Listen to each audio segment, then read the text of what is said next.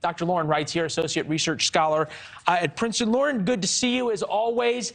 I guess there's some people who still believe that Twitter is real life.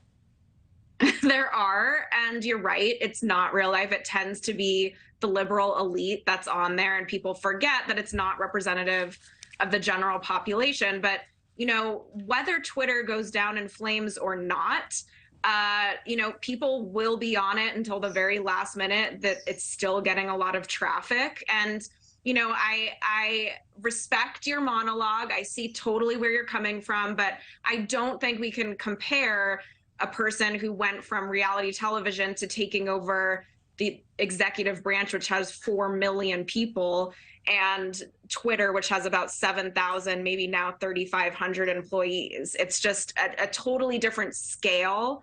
And I don't think the same lens can be applied to both.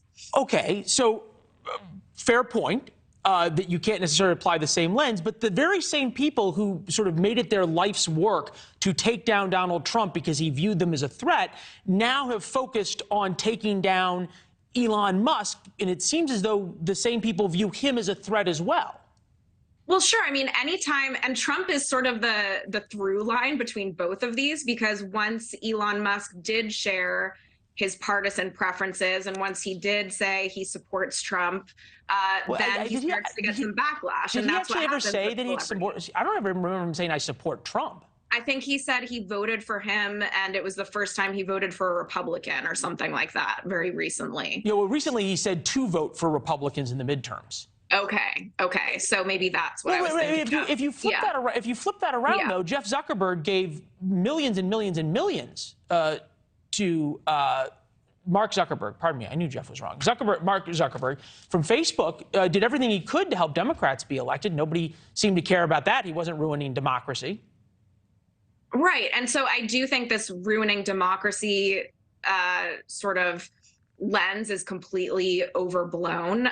Yes, you can do whatever you want when you take over a company. It's not public anymore. But no, it's not going great. I don't think anyone can look at it and say things are going to be fine with this company when 75% of the employees leave. Even Musk himself kind of hinted that bankruptcy was an issue. But I will say one thing both of these people have in common, and it's something that makes employees upset, it makes voters upset, it makes investors upset, is unpredictability. Those groups hate these things. And so in addition to the partisanship, which I think you're absolutely right about, it's this tendency to make these huge announcements that do move markets and do make a big impact, just sort of on a whim. That doesn't go that well in politics, and it doesn't go that well in the private sector.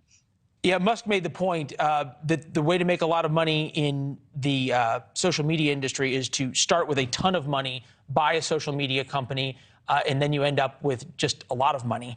Right. Musk tweet about free speech. New Twitter policy is freedom of speech, but not freedom of reach. Negative hate tweets will be max deboosted and demonetized, so no ads or other revenue to Twitter. You won't find the tweet unless you specifically seek it out, which is no different from the rest of the internet. You rightly point out he can pretty much do whatever he wants. He now owns the company and runs it. Why is Elon Musk so hard for this same sort of class of people to ignore in the same way they can't ignore Donald Trump? Well, I will say that on both sides of the aisle, there was criticism of Musk, and there was criticism of Twitter before he took it over. I mean, the rules for who was on, who was off, how they policed speech or didn't was extremely arbitrary. Even sort of liberal scholars I knew were talking about that all the time. The rules were just not applied consistently. And so I think that there are a lot of examples here of variation on both sides. Fair enough. Lauren, it's good to see you as always. Thank you. Have a great weekend. You too. We'll see you on Twitter. Thanks for watching. Go to newsnationnow.com to find News Nation on your television provider. And don't forget to subscribe. Click the red button to get more of News Nation's fact-driven, unbiased coverage.